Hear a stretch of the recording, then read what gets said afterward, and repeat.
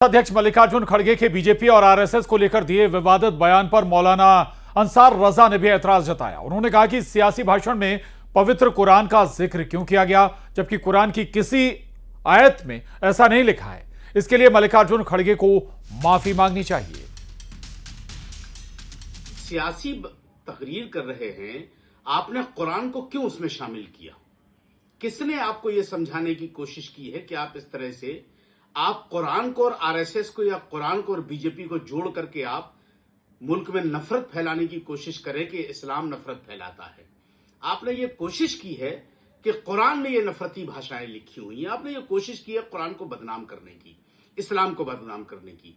तो खड़गे साहब, आपको इस बात का खंडन करना चाहिए अवाम में आकर के कि आपने गलत कोट किया है।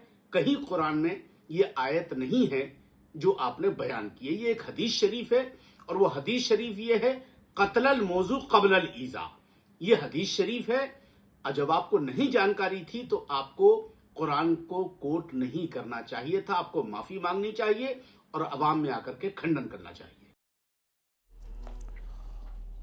और आइए अब आपको सुनवाते हैं कांग्रेस अध्यक्ष मल्लिकार्जुन खड़गे का वो बयान जिस पर मचा है बवाल। 6 अप्रैल को असम के श्रीभूमि जिले में एक चुनावी रैली के दौरान कुरान का हवाला देते हुए मल्लिकार्जुन खड़गे ने कहा था, अगर किसी के सामने से कोई जहरीला सांप गुजर रहा हो, भले ही वो उस समय नमाज पढ़ रहा हो, तो उसे नमाज छोड़कर उस जहरीले सांप को मार देना चाहिए।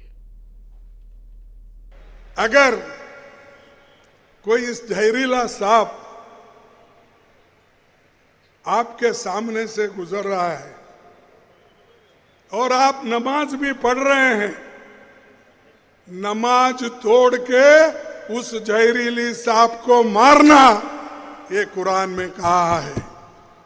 और मैं यही कहूंगा, आपका नमाज तोड़ने तो परवाह नहीं, ये जहरीला सांप है आरएसएस और बीजेपी, इसको अगर आप नहीं मारेंगे आप कभी बचेंगे नहीं।